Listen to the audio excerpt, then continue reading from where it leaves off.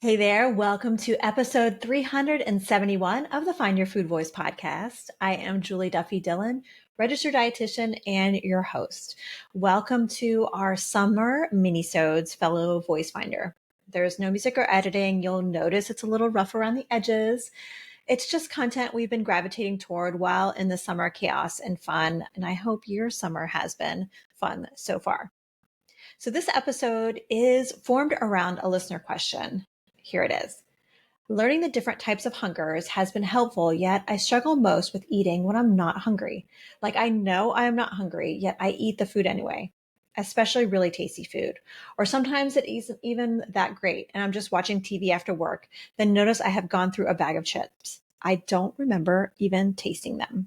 The last episode of this podcast, I explored binge eating or out of control eating experiences after panic hunger. And this episode is different. It's not after a physical kind of hunger that we're going to be talking about. It's more of an emotional hunger. My very favorite outfit to wear while writing the Find Your Food Voice book included sweatpants and the shirt I'm wearing now, which says beautiful isn't a size, in case you're listening to this as a podcast, but then also a sweatshirt that said legalize emotional eating. Obviously, it's summer right now, so it is stored away. But my legalized emotional eating sweatshirt from Nicole Groman's shop, I'll put a link below in case you're interested in checking it out, has been my favorite thing to wear out in public because I get more nods, soft smiles, whispered thank yous from strangers whenever I wear it. We all need a daily reminder for permission to eat emotionally, especially emotionally. Finding your food voice includes discerning the why behind eating without judgment. That's what I want for you. I want you to practice that same permission to emotional hunger as you would with physical hunger. Let me be clear. Emotional eating is normal, healthy, important, a strength, and an effective coping mechanism. Our food thoughts form a superhighway in our brain. All too often, we have been conditioned to feel shame from eating outside of physical hunger. Why do we fear our normal response to feelings? Eating emotionally is normal eating. One thing I know is this conditioning comes from cultural fear of weight gain tied to racism. Now, if that seems like a very strange leap to you, or you've never heard that connection before, welcome. There's a lot of work to be done. I encourage you to read two books. One is Fearing the Black Body by Dr. Sabrina Strings, and the other is Belly of the Beast by Deshaun Harrison. Those two resources will get you started on how those two things are connected. At the same time, this shame from emotionally acute eating also acts like bumpers, blocking you from understanding what needs are being met when emotionally eating. Can we just pluck out the shame when noticing yearning to eat outside of hunger? I wish a set of tweezers was all we needed to just repair this part of accessing your food voice.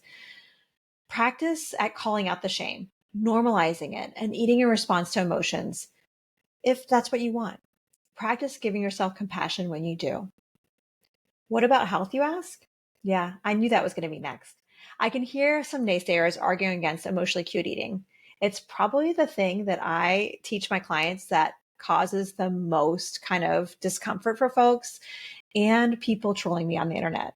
My rebuttal remains that across the globe and over time, people have always emotionally eaten. Even more, people always will. Food has always contained a mechanism for coping with anxiety, fear, happiness, and any other triggering emotion. It works with just one bite. Ignoring it or shaming yourself from using such a convenient legal tool will only block you from your food voice. It hasn't worked yet, so why would it work moving forward? Connecting with the symbolism behind emotionally acute eating will only help you better understand your body's physical and emotional needs. Something else for my naysayers. I have found my clients experience less depression and improve health markers like lower insulin, lower blood sugar, better cholesterol panels, and blood pressure as they rewrite their rules around emotional eating. I encourage you to practice non-judgmental curiosity.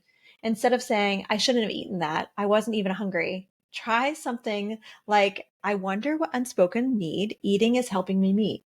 Using should to describe your eating pattern is maladaptive, meaning it won't get you anywhere but in a funk and dead end. Call out that should and step back to consider a bigger picture. Try to stop shoulding on yourself. So there you have it. I hope this episode has helped you when you have felt lots of shame for emotionally eating or because of the times you have over your lifetime. Remember, you are not weak for doing this.